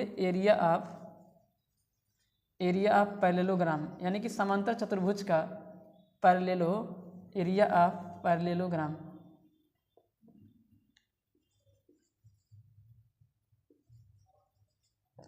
is equal to magnitude of vector A cross में वेक्टर बी। तो ए और बी वेक्टर का जो क्रॉस होगा उसका ले लेना है मैग्नीट्यूड। तो ए और बी के क्रॉस को निकाल लेते हैं यहाँ पे। तो vector A cross vector B क्या आएगा देखते हैं। और सभी को पता है कि दो वेक्टर के क्रॉस को निकालने के लिए हम लोग डिटर्मिनेंट का यूज़ करते हैं। तो यहाँ पे आएगा आई कैप जे कैप के कैप, और यहाँ पे वैल्यू रख देंगे। तो यहाँ पे आ जाएगा 3 2 2, यहाँ पे 1 2 माइनस में 2। तो इनको सॉल्व करते हैं तो देखिए क्या हो जाएगा। तो आई कैप इसको और इसको ढक लेंगे तो इनका मल्टीप्लाई करेंगे तो माइनस में 4 हो जाएगा, और यहाँ पे माइनस में कितना हो जाएगा 4 हो जाएगा। अब ये माइनस से खुलता है, आप सभी को पता है कि जे कैप हो जाएगा, और ये कॉलम और ये वाला रो, तो इनका कराएंगे तो माइनस में 6 आ जाएगा, इनका कराएंगे तो माइनस में 2 आ जाएगा, और प्लस में के कैप। अब देखिए ये गया तो बचे ये, तो 3 दूनी 6 हो जाएगा, और माइनस में कितना आ जाएगा 2 हो जाएगा। तो यहाँ पे आ जाएगा माइनस में 8 आई कैप, फिर ये माइनस में 8 माइनस माइनस प्लस हो जाएगा 8 जे कैप, और ये 6 में से 2 हो जाएगा कितना आएगा 4 के कैप। अब हमें निकालना है इसका क्या मैग्नीट्यूड। तो ए वेक्टर क्रॉस बी वेक्टर का निकालेंगे मैग्नीट्यूड। ये एक वेक्टर क्रॉस बी वेक्टर आया, यहाँ पे लिख देंगे now magnitude of vector A cross vector B. Magnitude निकालने के लिए स्केलर कंपोनेंट के स्क्वायर रूट के अंदर ऐड कर देते हैं, यही काम करना होता है। तो कितना बन जाएगा ये हमारा, तो माइनस में 8 का स्क्वायर प्लस में 8 का स्क्वायर प्लस में 4 का स्क्वायर। तो सिंपलीफाई कराएंगे, यहाँ पे आ जाएगा 64 प्लस में 64 और प्लस में अपना हो जाएगा 16। जोड़ देंगे यहाँ पे कितना हो जाएगा 6 4 10 4 14 के 4 6 1 7 6 13 1 14 के 4, और यहाँ पे हासिल कितना आ जाएगा अपना जो है 14 ही हो जाएगा, ठीक है 144 हो जाएगा। 6 4 10 4 14 1 6 7 6 13 और 1 14, और ये निकल के आ जाएगा 12। तो जो एरिया निकल के आएगा एरिया ऑफ पैरेललोग्राम वो निकल के आ जाएगा अपना 12 यूनिट का जो है वो स्क्वायर हो जाएगा, ठीक है। तो ये अपना आंसर हो जाएगा। तो इसका आंसर आएगा 12। तो डायरेक्ट फार्मूला होता है area parallelogram equal to magnitude of vector A cross B. तो एक वेक्टर ए क्रॉस बी का मैग्नीट्यूड, अगर ये ट्रायंगल का एरिया होता तो यहाँ पे 1/2 लग जाता, तो ठीक है। तो इसका जो आंसर आएगा वो 12 निकल के आएगा, ठीक। तो इस तरह से हमारा हो जाता है जो है, एक मिनट यार क्या गलत हो रहा है, 12 ही तो आना चाहिए।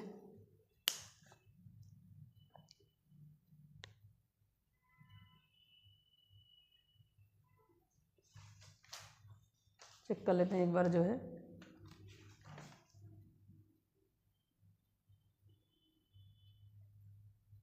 ठीक है यार। ये आंसर पेपर वाले भी इतना गड़बड़ देते हैं जिससे कोई जवाब नहीं, इसमें आंसर कुछ और दे रहे हैं जबकि दूसरे वाले आंसर पेपर में आंसर सही आ रहा है, ठीक है। तो ये जो है इनका आंसर आ रहा है 4√31 जो कि, और दूसरे वाले आंसर में आ रहा है 12। तो यही सही होगा, 12 ही इसका आंसर आएगा। आप लोग भी इसको चेक कर सकते हैं, 12 ही आएगा ये। तो इस तरह से हो जाता हमारा ये क्वेश्चन नंबर 3 का जो है वो कौन सा पार्ट था, ये डी वाला पार्ट था, लास्ट वाला पार्ट था क्वेश्चन नंबर 3 के डी वाले पार्ट का ये रहा सोल्यूशन। अब हम लोग बढ़ेंगे अपने क्वेश्चन नंबर 4 की तरफ, ठीक। तो क्वेश्चन नंबर 4 को हम लोग यहाँ पे देखने वाले हैं। तो देखिए क्वेश्चन नंबर 4 का जो ए पार्ट है, और उसमें जो है ये जो क्वेश्चन नंबर 4 का जो ए पार्ट है वो हम कराए हुए हैं अपने सेट नंबर 2 में, और कोड है 324 EY के क्वेश्चन नंबर 6 के डी वाले पार्ट को आप लोग देखेंगे तो वहाँ पे हमने इसको कराया हुआ है। तो आप लोग यहाँ से जो है वहाँ से जाके इसको देख लीजिएगा, तो इसको हम यहाँ पे नहीं कराएंगे। अब हम लोग बढ़ेंगे क्वेश्चन नंबर 4 के जो है वो सेकंड पार्ट में, और सेकंड पार्ट में हमसे कह रहा है कि क्वेश्चन नंबर 4 के सेकंड पार्ट में, ठीक, सेकंड के 4th पार्ट में हमसे बोला है, कह रहा है कि find the least value of A for which the function f(x) equal to X square plus ax+1 is increasing on the interval 1, 2 close interval है। तो हमें एक फंक्शन दिया गया है, क्वेश्चन नंबर ये 4 का जो है वो बी वाला पार्ट है, हमको एक फंक्शन दिया गया है f(x) इज इक्वल टू दिया गया है क्या है, एक्स स्क्वायर प्लस में ax और प्लस में 1 है। इस ये कह रहा है कि यहाँ पे a की जो न्यूनतम वैल्यू क्या होगी, a की जो लीस्ट वैल्यू होगी, सबसे कम मान a का क्या होगा, जिसके लिए जो ये फंक्शन है वो इंक्रीजिंग हो जाए, इंक्रीजिंग फंक्शन बन जाए। इंटरवल कौन सा है, इंक्रीजिंग इन इंटरवल 1, 2। तो 1, 2 इंटरवल में ये फंक्शन इंक्रीजिंग हो जाए, उसके लिए a की लीस्ट मतलब न्यूनतम वैल्यू क्या होगी, स्मॉलेस्ट वैल्यू क्या होगी। तो आप सभी को पता है कि इंक्रीजिंग फंक्शन होने के लिए अपना जो dy/dx है और जो f'(x) है वो ग्रेटर होना चाहिए, इक्वल होना चाहिए 0 से, और डिक्रीजिंग होने के लिए, किसके लिए, डिक्रीजिंग होने के लिए, यानी कि फंक्शन अपना जो डिक्रीजिंग हो जाए उसके लिए जो f'(x) है और जो अपना dy/dx है वो लेस हो, इक्वल हो किससे, 0 से। तो यहाँ पे क्लोज इंटरवल यूज़ करते हैं, और यहाँ पे क्लोज इंटरवल हुआ भी है, और लीस्ट वैल्यू तभी निकल पाएगी जब वहाँ पे इक्वल की भी साइन लगेगी, यानी कि इनइक्वालिटी के साथ इक्वल भी आ जाए। तो ठीक है, तो हम क्या करेंगे, f'(x) को निकालेंगे, और f'(x) को निकाल के चेक करेंगे कि a की क्या न्यूनतम वैल्यू होनी चाहिए जिससे हमारा फंक्शन इस इंटरवल में क्या हो जाए, इंक्रीजिंग हो जाए। तो चलिए सबसे पहले निकालेंगे f'(x) को। तो f'(x) किसके बराबर होगा, तो x के रिस्पेक्ट में डिफ्रेंशिएट करेंगे तो यहाँ पर हो जाएगा 2x प्लस में कितना a, तो ये अपना f'(x) आ जाएगा। अब यहाँ पे लिख देंगे बिकॉज फंक्शन इज, फंक्शन हमारा इंक्रीजिंग है इस इंटरवल में, because function is increasing, function हमारा इंक्रीजिंग है। तो अगर हमारा फंक्शन ये इंक्रीजिंग है तो f'(x) जो होगा वो ग्रेटर होगा, इक्वल होगा किससे, 0 से। तो f'(x) निकला कितना, 2x प्लस में a, ये ग्रेटर है, इक्वल है किससे, 0 से। किस इंटरवल में इंक्रीजिंग है, इंटरवल हमारा है 1, 2 में, तो इसमें ये इंक्रीजिंग है। तो ये x की वैल्यू, ये a की वैल्यू नहीं है, इस कन्फ्यूजन में आप लोग मत पड़िएगा, ये x की वैल्यू ना कि a की वैल्यू है। तो हम लोग को देखना होगा कि ये f'(x) हमेशा 0 से बड़ा होना चाहिए, या 0 के इक्वल भी हो जाएगा तो भी चलेगा। तो x की ये मैक्सिमम वैल्यू होगी ये 2, और ये क्या है, मिनिमम वैल्यू है। तो यहाँ पे इसका मतलब ये निकल के आ रहा है कि ये 1 हो जाएगा और ये 2 हो जाएगा।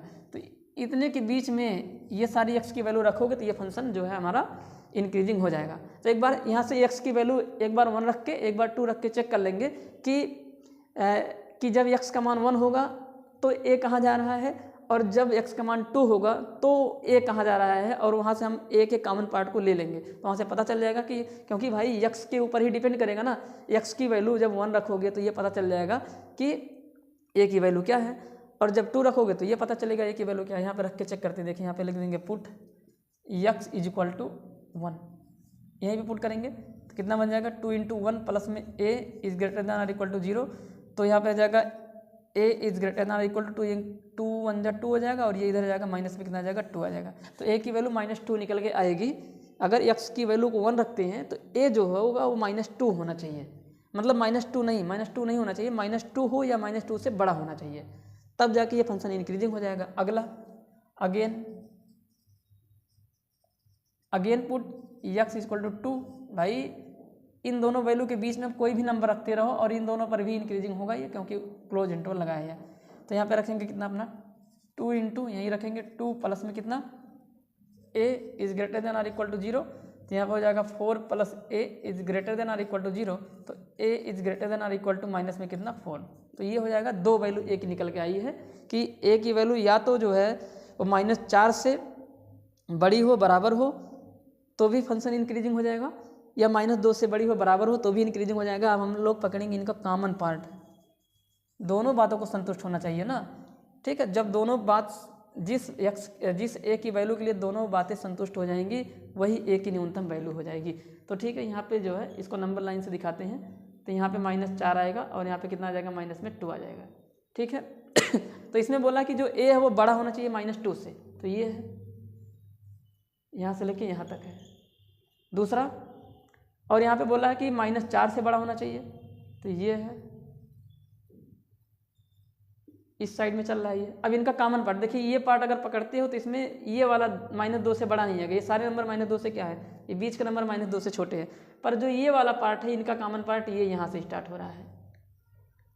ये ऐसा पार्ट है जिसमें जो ए है वो -4 से बड़ा भी है और -2 से भी बड़ा है और बराबर भी है, तो ये वाला पार्ट अपना पकड़ा जाएगा, ये वाला। तो जो मिनिमम वैल्यू निकल कर आएगी ए की, देखिए ये -2 से बड़ा, -2 यहाँ है और उनसे बड़े नंबर इधर मिलेंगे, यानी कि सबसे छोटा 2 का मान कितना होगा, माइनस में कितना होगा, 2 होगा। -2 से छोटा आप नहीं ले सकते हो, जैसे ही आप -2 से छोटा लोगे तो ये वाली बात कट जाएगी, ठीक है। तो -2 सबसे छोटी वैल्यू आपको लेनी पड़ेगी। तो यहाँ पे जो ए की न्यूनतम वैल्यू आएगी, यानी कि least value of A for which the given function is increasing in the interval 1, 2 is -2 होनी चाहिए, -4 नहीं होगा, कितना होगा, -2। क्यों? क्योंकि भाई कॉमन दोनों बातें संतुष्ट होनी चाहिए ना। देखिए अगर यहाँ पे ए की वैल्यू ये वाला पकड़ लेते हो, खाली ये वाला पकड़ते हो तो ये वाला छूट जाएगा, तो मतलब ये वाला जो एक्स का मान है उसके लिए इंक्रीजिंग नहीं हो पाएगा ये, ठीक है। तो यहाँ पे कॉमन बात को पकड़ के रखना है, तो इस तरह से हो जाता है ये चौथे का बी वाला पार्ट। बढ़ेंगे अपने चौथे के सी वाले पार्ट पे। क्वेश्चन नंबर चौथे के सी वाले पार्ट में बोल रहा है कि एक डिफरेंशियल इक्वेशन दिया गया है और इसे सॉल्व करना है। आप सभी को पता है कि डिफरेंशियल इक्वेशन सॉल्व करने का मतलब होता है उनके 2 टाइप के सॉल्यूशन होते हैं, स्पेसिफिक सोल्यूशन और जनरल सोल्यूशन, उनको फाइंड आउट करना होता है। तो स्पेसिफिक सोल्यूशन तब निकल पाएगा, हिंदी में बोलते हैं उसको विशिष्ट हल, जब आपके पास यहाँ पे एक्स और वाई की वैल्यू दी गई होंगी। तो यहाँ तो दिया ही नहीं गया है, तो इसलिए यहाँ पे तो जनरल सोल्यूशन हमारे निकल के आएंगे। तो ये जो फॉर्मेट बना है ये लीनियर डिफरेंशियल इक्वेशन का फॉर्मेट है, और ये अपना फॉर्मेट है, यहाँ पे लिख देंगे, कंपेयर कर लेंगे, इसको सॉल्व करना शुरू कर रहे हैं इसको।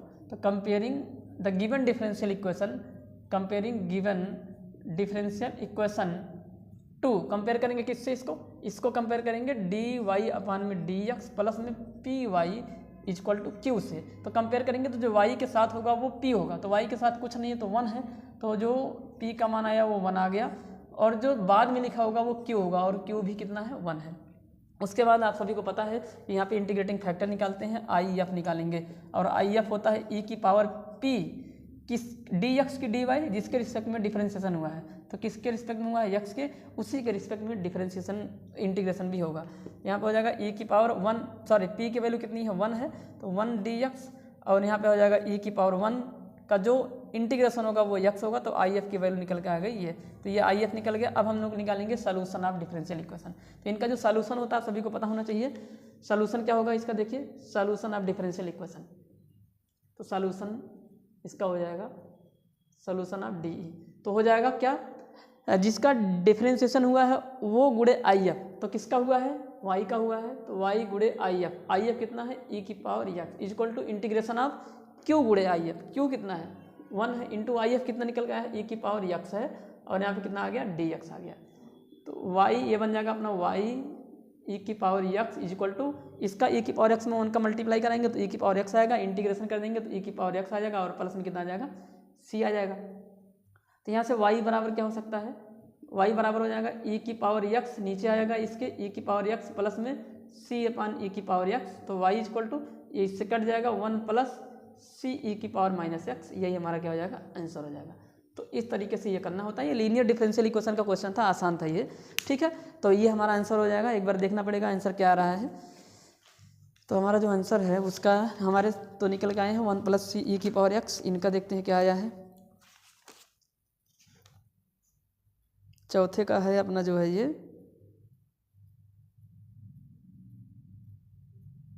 कौन सा पार्ट था, ये बी सी वाला पार्ट था ना चौथे का, तो लॉग वो लिया गया यहाँ पे। भाई लॉग कैसे लिया जाएगा यार, लॉग कहाँ से आ जाएगा, यही है ना क्वेश्चन, इसमें लॉग ले लिया है, लॉग कहाँ से लिया जाएगा भाई, 1 मिनट देखना पड़ेगा।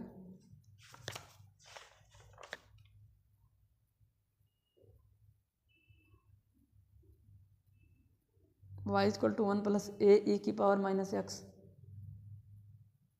सही है, यही है। ठीक है, तो ये सही है, इनके में दूसरे वाले में आंसर जो है वो गलत दिया गया है। ठीक है, तो यही हो जाएगा क्या इस क्वेश्चन का आंसर। ठीक है, तो बढ़ेंगे अपने जो है क्वेश्चन नंबर चौथे के डी वाले पार्ट पे। देखिए क्वेश्चन नंबर चौथे का डी पार्ट, और उसमें हमसे कहा है कि ये प्रोबेबिलिटी का क्वेश्चन है।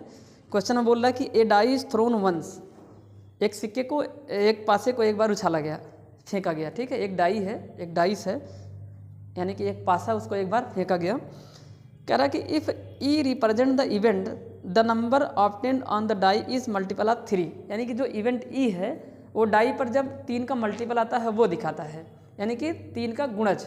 ठीक है, आगे and F represent the event the number obtained on the die is even, और जो यफ इवेंट है वो जब डाई पर इवन नंबर आता है उसको दिखाता है।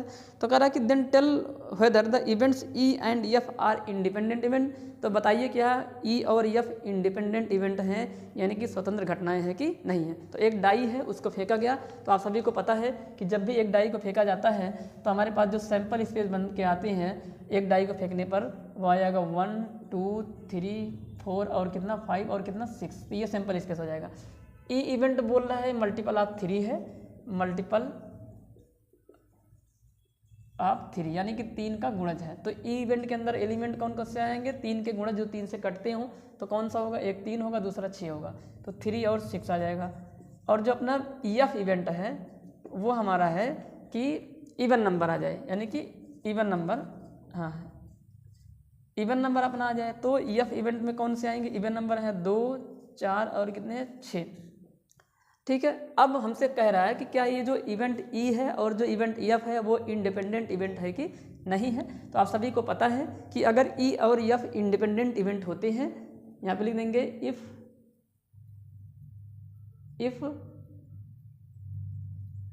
ई and F are independent event then probability of E into probability of F is equal to हो जाएगा probability of E intersection F के। तो ये चीज़ होती है अगर इंडिपेंडेंट इवेंट होता है तो, ये प्रोबेबिलिटी ऑफ ई लिखा गया है। अब इसका उल्टा भी होना चाहिए कि अगर probability of E into probability of F is equal to probability of E intersection F, then event E and F are independent event. तो अब हम लोग निकालेंगे जो है यहाँ पे प्रोबेबिलिटी ऑफ ई को और प्रोबेबिलिटी ऑफ एफ को। तो प्रोबेबिलिटी ऑफ ई किसके बराबर हो जाएगा, तो probability of E is equal to probability of E यानी कि N E total number of element in set E that is 2 और अपान में total number of element in sample space that is 6। इसको डिवाइड कर दोगे 1/3 आ जाएगा, तो यहाँ पे आ जाएगा 1/3, यानी कि probability of E is equal to 1/3 and probability of F is equal to, यहाँ पे कितने एलिमेंट हैं हमारे 3 हैं और टोटल में कितने हैं 6, इनको काट दोगे कितना आ जाएगा 1/2 आ जाएगा। तो प्रोबेबिलिटी ऑफ एफ 1/2 है और प्रोबेबिलिटी ऑफ ई 1/3 है। अब हम लोग निकालेंगे ई इंटरसेक्शन एफ। तो ई इंटरसेक्शन एफ किसके बराबर होगा, कॉमन एलिमेंट ढूंढेंगे तो कॉमन एलिमेंट कौन आया 6 आया। अब इसकी प्रोबेबिलिटी क्या हो जाएगी, probability of E intersection F is equal to, इसमें कितने एलिमेंट है उसको ऊपर कर रखेंगे और टोटल को नीचे करेंगे, तो 6, इसमें एलिमेंट कितने हैं 1, इसको ऊपर इसको नीचे, तो ये आ जाएगा। अब यहाँ पे वैल्यू उठा के पुट करो, अगर ये जो सिचुएशन है वो सेटिस्फाई हो जा रही तो ये दोनों इवेंट इंडिपेंडेंट इवेंट हो जाएंगे। यहाँ पे लिख देंगे नाउ पुट द वैल्यूज। अब यहाँ पे वैल्यूज को पुट कर देंगे तो प्रोबेबिलिटी ऑफ ई कितना है 1/3 है, एफ कितना है 1/2 है और ये कितना निकल गया 1/6 निकल गया। इनको सिंप्लीफाई करोगे 1/6 आ जाएगा, इधर भी 1/6 आ जाएगा, दोनों बराबर हो गए। It means hence event E and F are independent event.